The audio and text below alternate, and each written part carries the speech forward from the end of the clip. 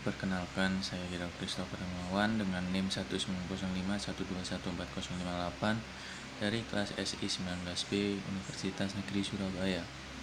Di sini saya akan menjelaskan tentang bagaimana sejarah dari internet itu.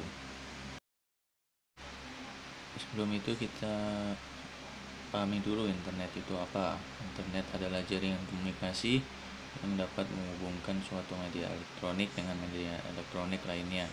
Cikal bakal internet dibentuk melalui proyek ARPANET atau yang dikenal dari singkatan Advanced Research Project Agency. Internet itu sendiri didukung dengan standar teknologi yaitu Transmission Control Protocol atau yang disebut TCP, yang merupakan protokol untuk pertukaran paket yang dapat digunakan oleh pengguna di seluruh dunia. Dalam internet juga terdapat istilah internet working yang merupakan cara untuk menghubungkan rangkaian internet dan menerapkan aturan yang sudah ada. Hingga saat ini internet sudah banyak dipergunakan untuk berbagai aspek kehidupan seperti perusahaan, perkantoran, sekolah, rumah sakit, hotel, dan tempat khusus lainnya. Dengan menggunakan jaringan internet ini dapat memudahkan dalam melakukan aktivitas.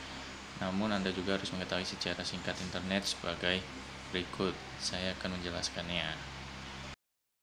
Sejarah singkat internet diawali dengan pembangunan proyek ARPANET yang awalnya hanya untuk keperluan militer.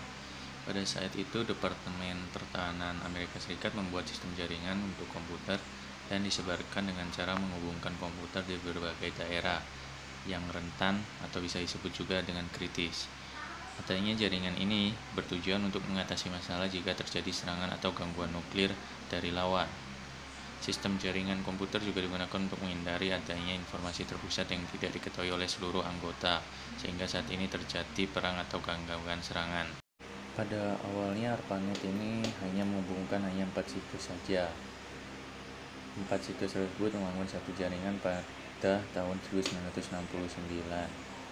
Setelah beberapa kemudian, proyek tersebut mulai berkembang ARPANET ini di berbagai daerah dan universitas di Amerika Serikat.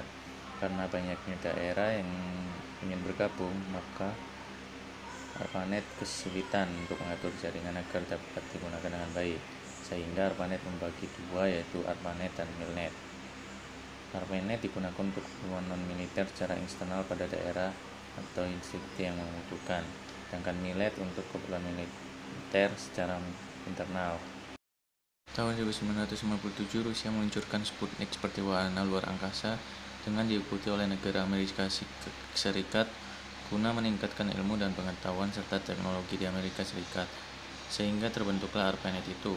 Tahun 1965 keluarlah sistem jaringan hypertext oleh Ted Nelson, diikuti jaringan yang bernama Attainment. Tahun berikutnya terbentuk International Network Working Group guna peningkatan teknologi jaringan oleh Vincent Fitzer yang dikenal sebagai Bapak Internet hingga sekarang. Lalu ARPANET mulai bisa melayani layanan basis data. Hingga sekarang, ARPANET memiliki 213 jaringan komputer yang terhubung. Tahun 1982 dikembangkan lagi sehingga semua yang mengakses internet tidak perlu mengakses ARPANET lagi. Tahun 1986 dikenal dengan nama DNS atau Domain Name System.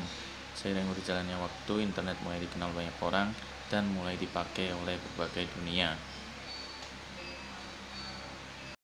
Sejarah internet di Indonesia secara singkatnya dimulai pada tahun 2000-an.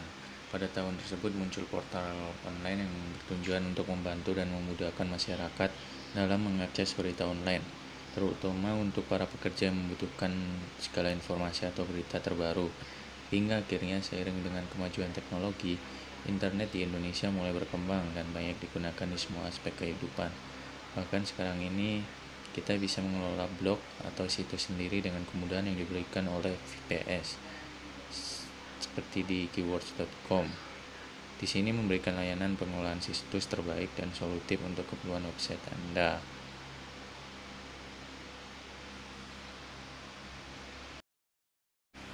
Cukup sekian penjelasan dari saya mengenai sejarah perkembangan internet itu